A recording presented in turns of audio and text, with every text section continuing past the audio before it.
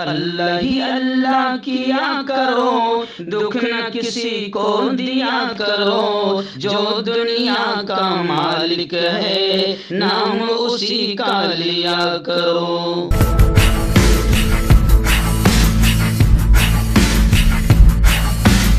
तकमीली तलबीना ताकत, सेहत और शिफा के लिए सुन्नत और तिब्बे नबवी का बेहतरीन नुस्खा।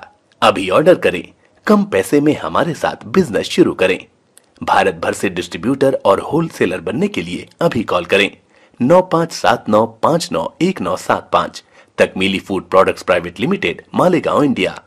जोड़ों की पुरानी से पुरानी लाइलाज तकलीफ जैसे घुटनों का दर्द, पीठ और कमर का दर्द, कंधे, गर्दन और पैरों में दर्द के लिए संधि प्लस देसी शिफा लाए हैं मर्द और औरतों के तमाम गुप्त रोगों का इलाज।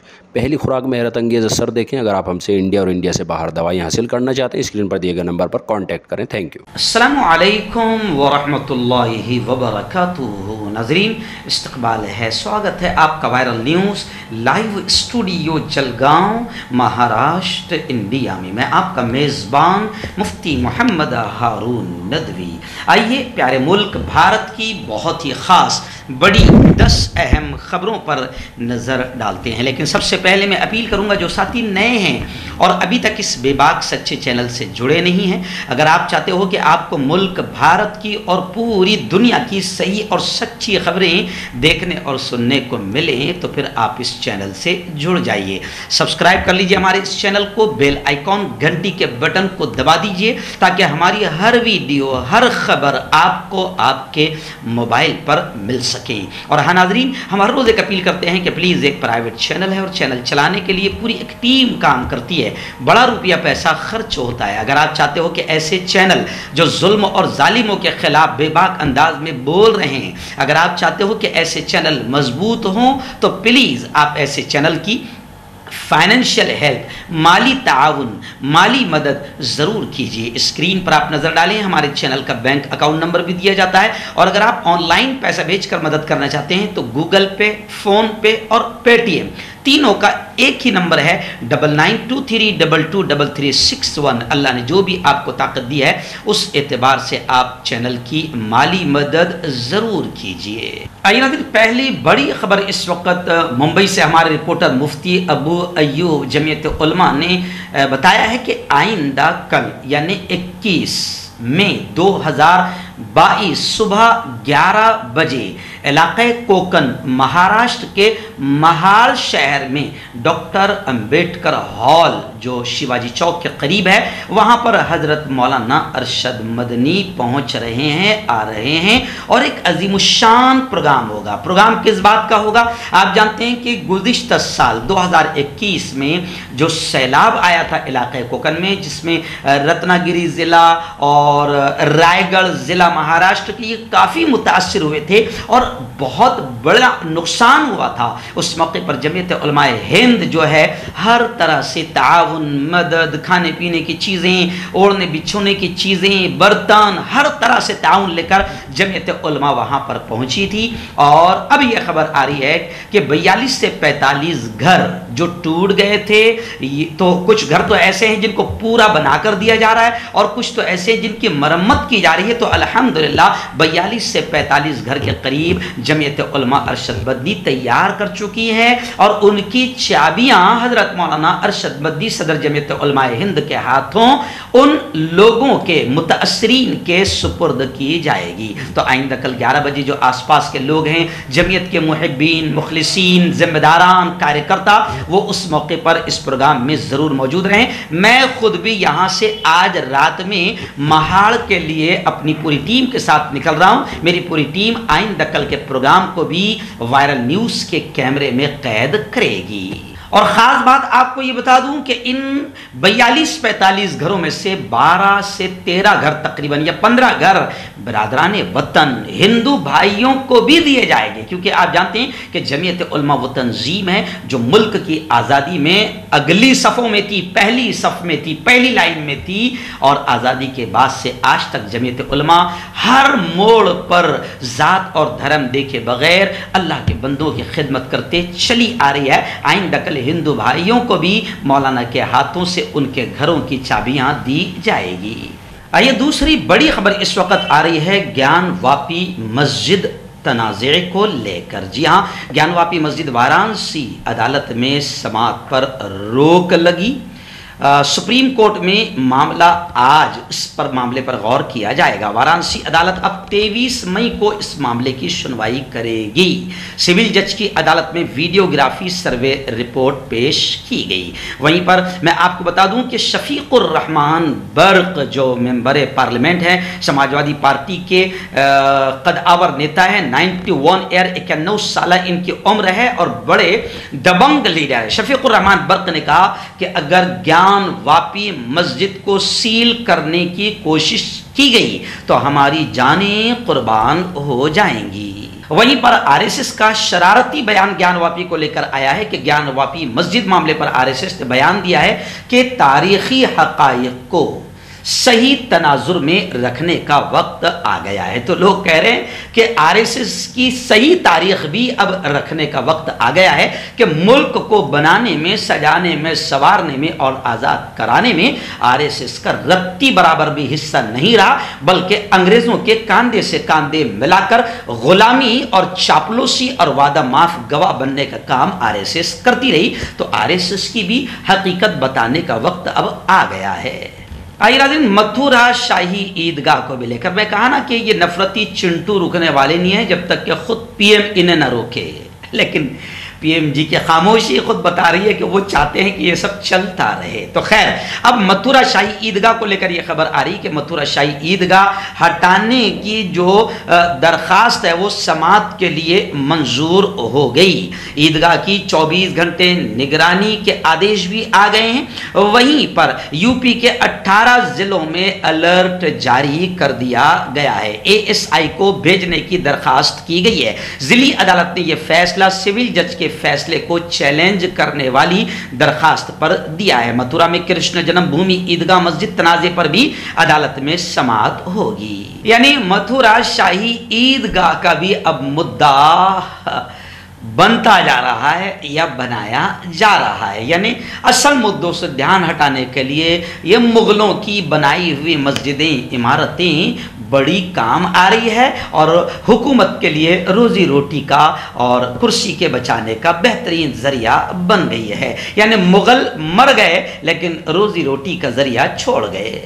नाज़रीन, टेरर फंडिंग मामला, टेरर फंडिंग केस में यासीन मलिक को कसूरवार ठहरा दिया गया है, मान लिया गया है। एनआईए अदालत का फैसला सामने आया है। अब यासीन मलिक को क्या सजा दी जाएगी, इस सजा के तयन पर 25 मई को अदालत में बहस होगी। यानी दिल्ली की एक अदालत में यासीन मलिक ने दहशतगर्दी की माली मुआवनत की है, माली मदद की है, फंड जमा किया है, दिया है। इस केस में इल्जामात को कबूल कर लिया था, जिसके बाद अदालत ने आज मलिक को मुजरिम करार दे दिया और 25 मई को क्या सजा दी जाए ये मामला सामने आएगा, ज़ेरे बहस होगा। आइए नाज़रीन, बड़ी खबर आ रही है। अल्लाह जमीयत उलमाए हिंद को अल्लाह बेहतर बदला दे। आप जानते हैं कि जब कोरोना मुल्क में आया तो उस वक़्त भी हमारे यहाँ की गोदी मीडिया, नफरती मीडिया ने जो है हिंदू मुसलमान का कार्ड खेला, खेल खेला, नीच और घटिया हरकत की, मुसलमानों को बदनाम किया। तो उस मौके पर भी हज़रत मौलाना अरशद मदनी ने मीडिया के खिलाफ बाकायदा सुप्रीम कोर्ट में पिटिशन दाखिल की थी। अब खबर आ रही है कि मीडिया के खिलाफ जमीयत की पिटिशन पर सुप्रीम कोर्ट अलहदा समाअत करेगी। मैं आपको बता दूं कि मुसलमानों के दरमियान, हिंदू भाइयों के दरमियान मुल्क में नफरत फैलाने की जो दानिस्ता यानी जानबूझकर साजिश करने वाले टीवी चैनल्स है, प्रिंट मीडिया है, इनके खिलाफ मौलाना अरशद मदनी सदर जमीयत उलमा की हिदायत पर 16 अप्रैल 2020 को पिटिशन दाखिल की गई थी और अब जमीयत उलमा की इस पिटिशन पर सुप्रीम कोर्ट अलहदा समाअत करेगी। आइए बड़ी खबर इस वक्त मेरी निगाहों के सामने आ रही है। जी हाँ, कदावर नेता नवजोत सिंह सिद्धू को 1 साल की सजा सुनाई गई। और यह केस कौन सा है? 30 साल पुराने केस में अब 1 साल की सजा सुनाई गई। नवजोत सिद्धू ने कहा है कि खुद को कानून के हवाले कर दूंगा, यानी अदालत का फैसला आने पर उन्होंने रिएक्शन जाहिर करते हुए ये कहा है कि मैं खुद को कानून के हवाले कर दूंगा। नाज़रीन, रियासत बिहार के दरभंगा से हमारे रिपोर्टर जीशान इलाही ने बताया, बड़ी शर्मनाक खबर वहां से आ रही है कि एक 9 साल की बच्ची की इस्मत दरी की गई।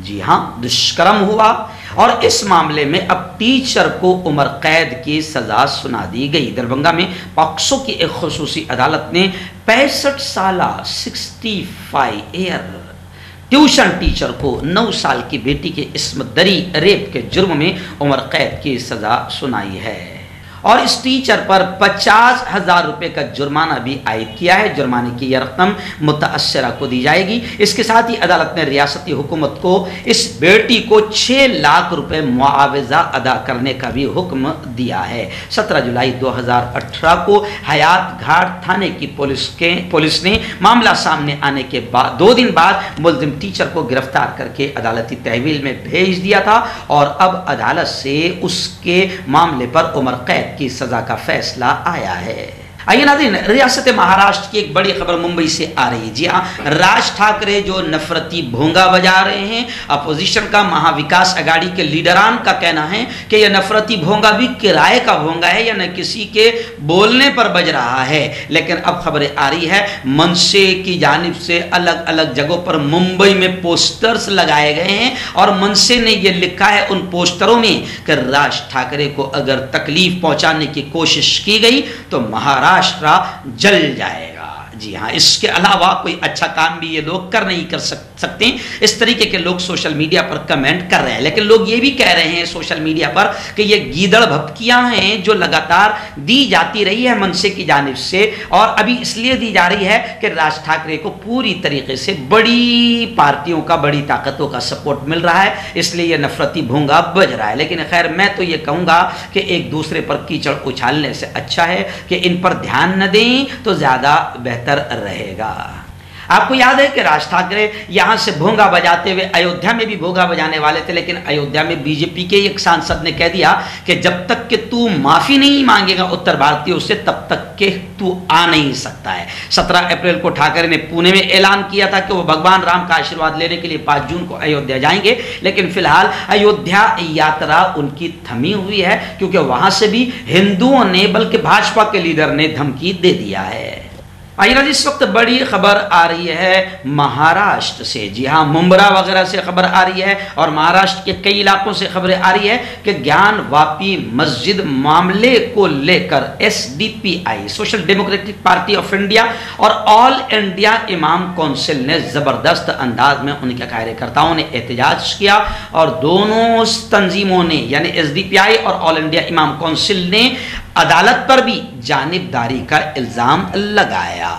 आइए, आप जानते हैं कि ज्ञान वापी मस्जिद में, मस्जिद के हौज में, तालाब में जहां लोग पवित्र होते हैं, वजू करते हैं, नमाज पढ़ते हैं, मुगल दौर में खूबसूरत वहां पर फुव्वारे बनाए जाते थे। अब वो फुव्वारा भी शिवलिंग हो गया और उस शिवलिंग को लेकर लोग सोशल मीडिया पर अलग अलग कमेंट कर रहे हैं, मजाक बना रहे हैं। मैं मजाक बनाने वालों से फिर 5वीं मर्तबा मैं ये कह रहा हूं कि प्लीज किसी के धर्म का मजाक न बनाएं, लेकिन धर्म के मानने वालों से ये भी कहूंगा, चाहे वो मुसलमान ही क्यों ना हो, कि कुछ ऐसी हरकतें ना करें कि तुम्हारे हमारे धर्म का मजाक बन जाए। खैर, इस शिवलिंग पर तबसरा किया था प्रोफेसर रतन लाल ने।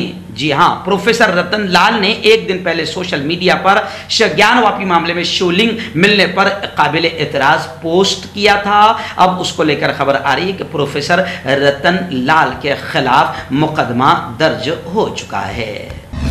क्यों होता है जोड़ों में दर्द, क्यों रहती है जोड़ों में जकड़न, क्यों हो जाती है जोड़ों में सूजन, क्यों बन जाती है जोड़ों में गांठ, क्यों थम सी जाती है जिंदगी।